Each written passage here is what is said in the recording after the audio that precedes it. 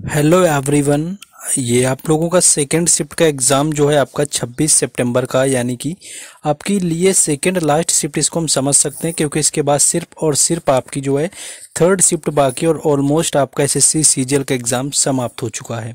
इस शिफ्ट के बारे में मैं अगर बात करूं तो इसको मैं मॉडरेट ही कहूँगा, जीके का मॉडरेट टू हार्ड ही मैं कहूँगा, क्योंकि इसमें जो क्वेश्चन पूछे गए कुछ तो आपके प्रीवियस ईयर हैं मानते हैं, लेकिन प्रीवियस ईयर भी वो क्वेश्चन है कहीं ना कहीं जो टफ है थोड़े से क्वेश्चन। प्रीवियस ईयर क्वेश्चन का भी मतलब होता है कि एक बार आप क्वेश्चन देखें और आपके दिमाग में मतलब हिट कर जाए, वो एक अलग चीज़ होती है। लेकिन आप लोग प्रीवियस ईयर भी और उसको कम याद रख पाएँ तो थोड़ा ना थोड़ा टफ होता है। तो जीके के लेकर के इसमें मैं मॉडरेट ही कहूँगा। बाकी देखिए जिनका एग्ज़ाम था वो लोग भी कंफर्म किया करिए कि एग्जैक्ट शिफ्ट ये कैसी थी, और आई होप कि थर्ड वालों के लिए यहाँ पर गुड लक विश कर रहा हूँ कि उनकी शिफ्ट नॉर्मली आ जाए। तो चलिए देखते हैं पहला क्वेश्चन। पहला क्वेश्चन आपका पूछा गया था कि फुगड़ी डांस जो है किस राज्य से रिलेटेड है। तो फुगड़ी की मैं बात करूँ तो मोस्टली ये गोवा और महाराष्ट्र में आपका सेलिब्रेट किया जाता है, यानी कि जो कोंकण क्षेत्र आपका होता है। आई होप कि आपको ऑप्शन में गोवा दिया होगा, जो कि आपका राइट आंसर था। बाकी अगर गोवा और महाराष्ट्र दोनों दिए थे तो आपको गोवा ही करना था, और गोवा ना हो तब आप महाराष्ट्र की तरफ जा सकते थे। तो यहाँ पर गोवा और महाराष्ट्र क्षेत्र आपका आता है। गोवा इस क्वेश्चन का राइट आंसर था। ठीक ठाक क्वेश्चन था, इतना टफ इसको मैं नहीं मानूंगा। नेक्स्ट ये भी क्वेश्चन कुछ ठीक लगा कि जो चंदेरी का युद्ध था वो किसके किसके मध्य हुआ था, या बाबर को उसमें बाबर ने किसको हराया हुआ था, इस तरह से रिलेटेड था। ऑलमोस्ट आप ये समझिए चंदेरी का आपका वॉर पूछा गया था। तो ये आपका 1528 में होता है जाकर के। एक तरफ आपका बाबर था और दूसरी तरफ थे राजपूत में मेदिनी रॉय। और आपको पता है कि बाबर ने जितने भी युद्ध लड़े 1526 से 1500 आपके 29 तक 4 युद्ध, उनमें बाबर जीता ही है और बाकी लोग हार गए। तो मेदिनी रॉय जो है यहाँ पर हार गए थे, बाबर जीत गया था, 1528 में हुआ था। तो ये भी क्वेश्चन कुछ ठीक था आपका। नेक्स्ट अगला क्वेश्चन है, हाँ ये देखिए प्लेयर से जो रिलेटेड आपका आता है, स्पोर्ट रिलेटेड पर्सन, ये आपका थोड़ा सा अच्छे लेवल का था कि जो हाशिका रामचंद्र हैं वो किस खेल से संबंधित हैं। तो तैराकी इस क्वेश्चन का राइट आंसर हो जाएगा, यानी कि जो तैराकी है इनका जो रिलेशन है वो स्विमिंग से है। हाशिका रामचंद्र जो हैं इनका स्विमिंग से रिलेशन है। पीवाईक्यू में आया हुआ है, लेकिन अभी हाल फिलहाल में नहीं आया हुआ है, बाकी पीवाईक्यू में आ चुका है क्वेश्चन। लेकिन वही क्वेश्चन है कि जो आपके लगातार कई बार रिपीट होते हैं पीवाईक्यू में, वो क्वेश्चन ज़्यादा याद रहते हैं, ना कि आपके कभी पीछे पूछे गए फिर पूछे ही ना जाए और क्वेश्चन ऐसा थोड़ा टिपिकल हो जाए। तो ये हाशिका जो रामचंद्र है किस खेल से संबंधित है, तो तैराकी यानी कि स्विमिंग इस क्वेश्चन का राइट आंसर हो जाएगा। नेक्स्ट क्वेश्चन आपका पूछा गया था, हाँ ये भी क्वेश्चन देखिए आपका, उमाल्या जो आपका रमन के शिवरामन जो थे ये किस वाद्य यंत्र से संबंधित थे। तो उमाल्या रमन के जो कोई शिवरामन है इनकी मैं बात करूं तो इनका रिलेशन है मृदंगम से। इनका रिलेशन किससे, मृदंगम से रिलेटेड थे उमायाला रमन केर शिवरमन। और एक स्टूडेंट ने यह भी बताया कि मैंडोलिन से रिलेटेड कुछ आया हुआ था। अब उसमें मैंडोलिन से रिलेटेड इसी में ऑप्शन दिए हुए थे, या मान लीजिए कुछ और आपका दिया होगा तो बताएंगे जो लोग का एग्जाम था, क्योंकि देखिए 2 से 3 लोग से जब क्वेश्चन इसी तरह के कुछ मैच करते हैं तब कहीं ना कहीं हम लोग कंफर्म कर पाते हैं। लेकिन फिर भी अगर क्वेश्चन में कुछ चेंजेस हो तो आप लोग बता सकते हैं सेकंड शिफ्ट में। तो ये उमाल यारमन जो है के शिवरामन, इनका जो रिलेशन है वो मृदंगम से, और ये क्वेश्चन पूछा गया था। ये भी क्वेश्चन ठीक ठाक की कैटेगरी में जाएगा, आपका इजी नहीं था। नेक्स्ट आपका था कि कसलिंग जो है किस खेल से संबंधित है। अगर यहाँ पर मैं कसलिंग की बात करूँ तो ये आपका किस खेल में आ जाता है, तो इसकी मैं बात करूँ तो ये आपका शतरंज में आता है, यानी कि चेस इसका राइट आंसर हो जाएगा। शतरंज से कल भी क्वेश्चन आपका पूछा गया था, लेकिन ये पूछा था कि कौन डायगनली यानी कि तिर्यक चलता है, तो उसका राइट आंसर विशप था। लेकिन यहाँ पर कसलिंग आपसे पूछा गया था, जो कि किससे रिलेटेड है, आपका शतरंज से रिलेटेड है। और ये भी क्वेश्चन आपका पीवाईक्यू का है, लेकिन ठीक ठाक क्वेश्चन है। देखिए इन सारे क्वेश्चंस वगैरह का पीडीएफ और आगे अपडेट वगैरह जो भी होगी आंसर की सारी चीज़ें वहाँ पर मिलती रहेंगी आपको टेलीग्राम चैनल और व्हाट्सएप चैनल पर। दोनों के लिंक मैंने डिस्क्रिप्शन में दिए गए हैं। तो आप क्या है कि फ्यूचर जो हम लोगों के बीच में कॉन्टेक्ट बना रहे हैं उसके लिए जाकर के टेलीग्राम चैनल और व्हाट्सएप चैनल दोनों से जुड़ सकते हैं, जाकर के लिंक डिस्क्रिप्शन में गिवन है। नेक्स्ट एक बेलूर मठ का था कि बेलूर मठ की जो है स्थापना किसने करी हुई थी। तो ये स्वामी विवेकानंद ने करी हुई थी। बेलूर मठ की जो स्थापना है वो स्वामी विवेकानंद ने करी हुई थी, ये आपको याद रखना है। विवेकानंद थे इसके जो फाउंडर। और किस ईयर में किया हुआ था, तो ये ईयर था 1987 सॉरी आपका 1897, यानी कि 1897 में जो है स्वामी विवेकानंद ने क्या किया, बेलूर मठ की स्थापना करी हुई थी। ये क्वेश्चन मानते हैं कि काफ़ी लोगों का हो गया होगा, क्योंकि थोड़ा सा आपका ईजी है।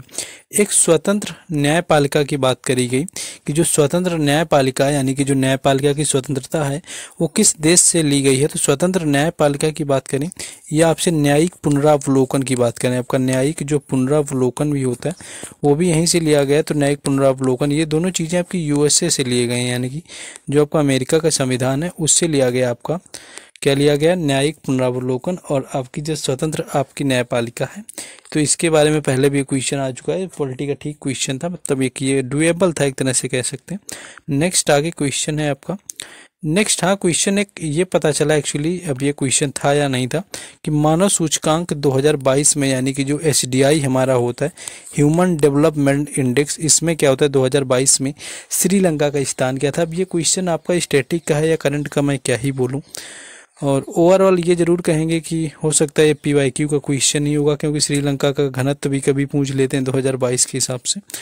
तो अगर ये क्वेश्चन था तो इसमें मैंने देखा है, चेक किया, तो ये 73 रैंक थी इस टाइम पर। जो आप लोगों ने जो भी लगाया होगा, आई थिंक मोस्टली अगर ऐसा क्वेश्चन आता है तो लोग स्किप ही कर देते हैं, क्योंकि उसमें एग्जैक्ट पता भी नहीं चल पाता है। तो ये क्वेश्चन आपका एसडीआई से रिलेटेड था, मानव इंडेक्स जो आपका होता है 2022 का पूछा गया था।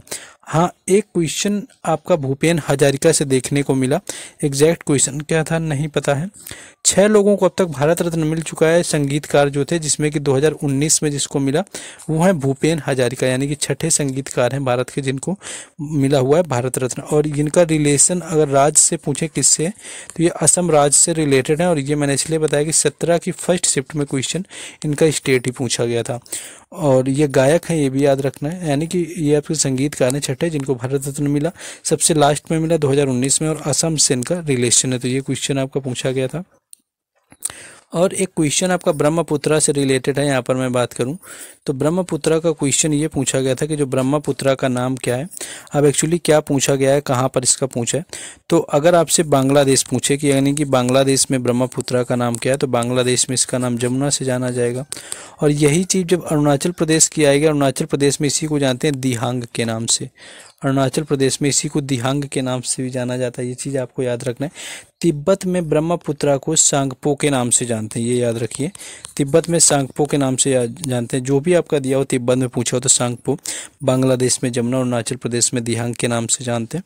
माजुली द्वीप भी जो हमारा बना हुआ है वो कहाँ पर बना हुआ है, ब्रह्मपुत्रा नदी पर।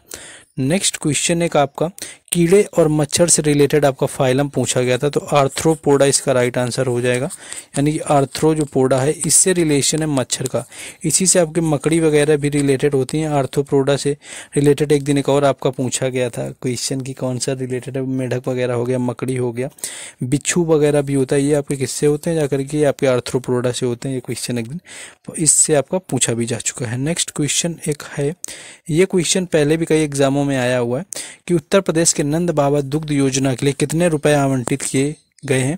तो ये देखिए 1000 करोड़ रुपए इस स्कीम के लिए आवंटित हुए, ये चीज़ याद रखना है, पहले भी ये क्वेश्चन पूछा जा चुका है।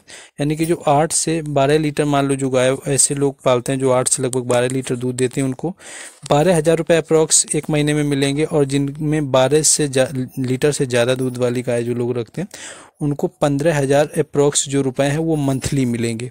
ये स्कीम है नंद बाबा जो दुग्ध योजना है, और 1000 करोड़ रुपए इसके लिए ओवरऑल आवंटित किए गए हैं। मुख्यमंत्री योगी जी ने इस योजना को शुरू किया हुआ है। नेक्स्ट आगे क्वेश्चन है, तो बड़ा इशू कर रहा है लैकिंग का भैया, लैकिंग। नेक्स्ट क्वेश्चन है आपका, यहाँ पर एक आपका रोटी फेस्टिवल पूछा गया था कि आपका कहाँ पर मनाया जाता है। तो ये आपका मनाया जाता है आंध्र प्रदेश में, आंध्र प्रदेश के आपके नेल्लोर डिस्ट्रिक्ट के अंदर क्या होता है आपका मनाया जाता है जाकर के आंध्र प्रदेश के नेल्लोर में रोटी फेस्टिवल, तो ये भी याद रखना है।